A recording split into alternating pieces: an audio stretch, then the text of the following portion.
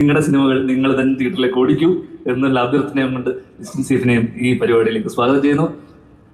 അടുത്തതായിട്ട് last but the not the least എന്ന് പറഞ്ഞ പോലെ രണ്ടുപേരുണ്ട്. അവരില്ല രണ്ടുപേരെ കുറിച്ച് പറഞ്ഞേ പറ്റുള്ളൂ. ദിലീപേട്ടനും നവ്യയും. അതിൽ പ്രധാനമായിട്ടും ദിലീപേട്ടൻ ഒന്നുമില്ല.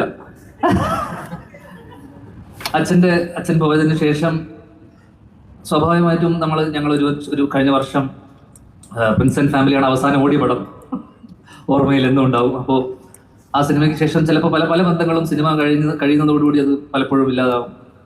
ആ സിനിമ കഴിഞ്ഞതിന് ശേഷം എനിക്ക് തോന്നുന്നു കഴിഞ്ഞ ഒരു വർഷത്തിനിടയിൽ അച്ഛൻ പോയതിന് ശേഷം ആയിക്കോട്ടെ പലരും വിളിക്കാറുണ്ട്, പലരും ചിലർ കാണണമെന്ന് പറയാറുണ്ട്. പക്ഷേ എല്ലാ മാസത്തിലും അല്ലെങ്കിൽ 2 ആഴ്ച കൂടുമ്പോൾ ദിലീപേട്ടൻ്റെ ഒരു ഫോൺ വിളി ഉണ്ടാവും. എല്ലാം ഓക്കെ അല്ലേ, ഇതല്ലേ എന്ന് പറഞ്ഞൊരു ഫോൺ വിളി ഉണ്ടാവും. അതിനിടയിൽ അടുത്ത കാലത്ത് എനിക്ക് തോന്നുന്നു അന്ന് പോയി അച്ഛൻ്റെ മരണസമയത്ത് വന്ന പലരും തന്നെ പിന്നീട് വീട്ടിലേക്ക് വരികയോ അല്ലെങ്കിൽ കാണാൻ വരികയോ ഒന്നും ഉണ്ടായിട്ടില്ല. അതിൽ എപ്പോഴും വിളിച്ച് അമ്മ ഓക്കെ അല്ലേ അല്ലെങ്കിൽ നീ ഓക്കെ അല്ലേ എന്ന് വിളിച്ച് ചോദിക്കുന്ന ഒരാളാണ്. അതിൽ ഇപ്പം അടുത്ത് എനിക്ക് തോന്നുന്നു കഴിഞ്ഞ 2 ആഴ്ച മുന്നേ വിളിച്ചിട്ട് പറഞ്ഞു ഞാൻ അങ്ങോട്ട് വരുന്നുണ്ടെന്ന് പറഞ്ഞിട്ട് 3-4 തവണ വിളിച്ചു. ഞാൻ ഫോൺ എടുത്തില്ല.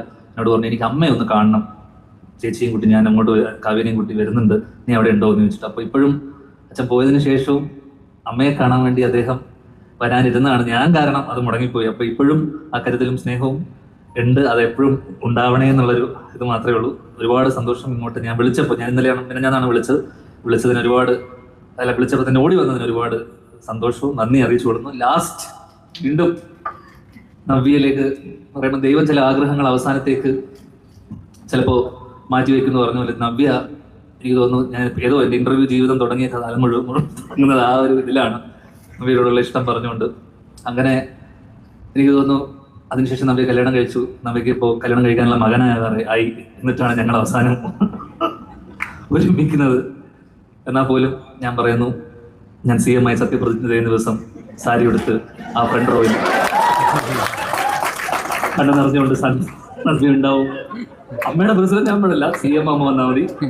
കണ്ണു നനച്ചുകൊണ്ട് നവ്യ ഉണ്ടാവും എന്നുള്ള എല്ലാ പ്രതീക്ഷയോടെ ഞാൻ നിർത്തുന്നു. നന്ദി.